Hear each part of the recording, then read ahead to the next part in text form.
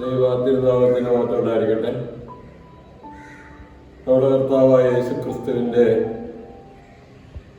മനുഷ്യാവതാര പ്രവർത്തനങ്ങളെ അനുസ്മരിക്കുന്ന കഷ്ടാനുഭവ ആഴ്ചയിലേക്ക് നാം കടന്നു വരികയും പരിശുദ്ധമായിരിക്കുന്ന ദുഃഖവെള്ളിയാഴ്ചയുടെ ദിവസത്തിലേക്ക് നാം പ്രവേശിക്കുകയും ചെയ്യുന്ന ഈ സന്ദർഭം,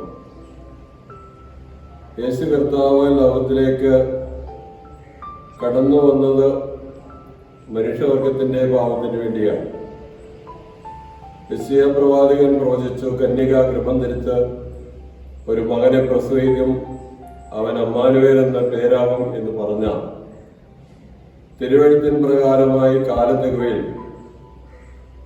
പരിശുദ്ധ കന്യാമറിയാം അമ്മയോട് ദൈവത്തിന്റെ മാലാഖയായിരിക്കുന്ന ഗബ്രിയേൽ, കൃപ ലഭിച്ചവളെ നിനക്ക് വന്ദനം, കർത്താവ് നിന്നോടുകൂടി ഉണ്ട്, നീ സ്ത്രീകളിൽ അനുഗ്രഹിക്കപ്പെട്ടവളാവുന്നു, നീ ഗർഭം ധരിച്ചൊരു മകനെ പ്രസവിക്കും, അവനെ യേശു എന്ന് പേർ വിളിക്കും എന്ന് അരുളിച്ചത് പ്രകാരം 2024 ആണ്ടുകൾക്കപ്പുറത്ത് നമ്മുടെ രക്ഷയ്ക്ക് വേണ്ടി കടന്നു വന്ന യേശു ക്രിസ്തുവിന്റെ മനുഷ്യാവതാര പ്രവർത്തനങ്ങളെ നാം സ്മരിക്കുകയാണ്. ആദാമിക വർഗത്തിന് ഉണ്ടായ പാപത്തെ പരിഹരിക്കുവാൻ മനുഷ്യനാൽ ചെയ്യപ്പെട്ട പാപമായി ആദാമിക പാപം നിലനിൽക്കുമ്പോൾ അത് പരിഹരിക്കുവാനായി കാലാന്തരത്തിൽ ദൈവം തമ്പുരാൻ ഈ ലോകത്തിലേക്ക് മനുഷ്യനായി അവതരിക്കുകയായിരുന്നു. യോഹന്നാന്റെ സുവിശേഷം 3-ാം അധ്യായത്തിന്റെ 16-ാമത്തെ വാക്യത്തിൽ തന്റെ ഏകജാതനായ ക്രിസ്തുവിൽ വിശ്വസിക്കുന്ന ഏവനും നശിച്ചു പോകാതെ നിത്യജീവനെ പ്രാപിക്കേണ്ടുന്നതിന് ദൈവം അവന് നൽകുവാന്റെ കോണം അത്രത്തോളം ലോകത്തെ സ്നേഹിച്ചു എന്ന് നാം കാണുകയാണ്.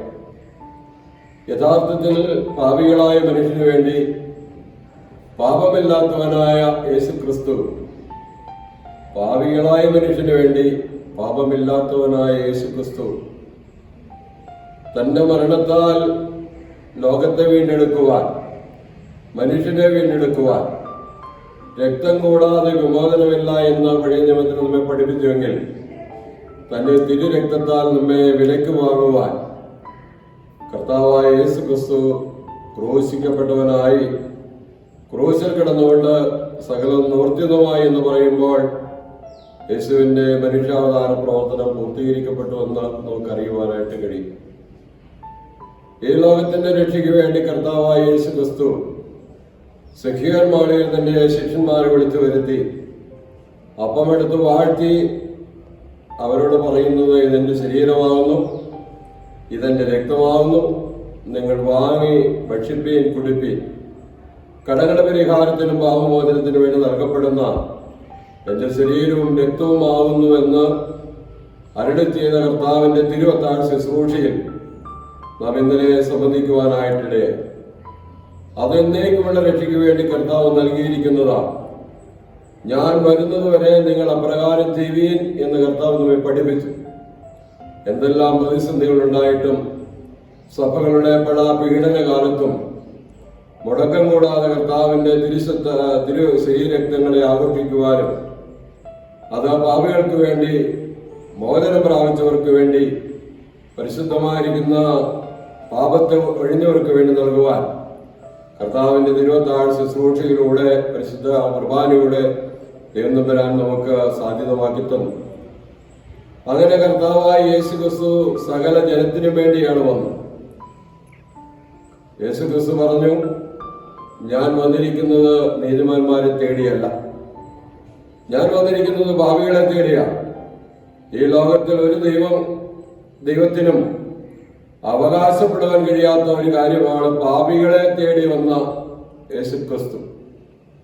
മറ്റേത് ദൈവങ്ങളെ കുറിച്ച് പഠിക്കുമ്പോഴും നീതിമാന്മാരെ സംരക്ഷിക്കുവാനും പാപികളെ ഉന്മൂലനാശം വരുത്തുവാനും വന്നുവെങ്കിൽ യേശു ക്രിസ്തു വന്നത് പാപികളെ രക്ഷിപ്പാനാണ്. പാപത്തിലാണ്ട് കിടന്ന മനുഷ്യവർഗത്തെ തന്റെ അടിപ്പിടരാൽ സ്വർഗ്ഗം ലഭിക്കുമെന്നൊക്കെ വേണം. സാക്ഷാൽ നമ്മുടെ രോഗങ്ങളെ അവൻ ചുവന്നു തന്റെ അടിപ്പിടരാൽ നമുക്ക് സ്വർഗ്ഗം വന്നിരിക്കുന്നു.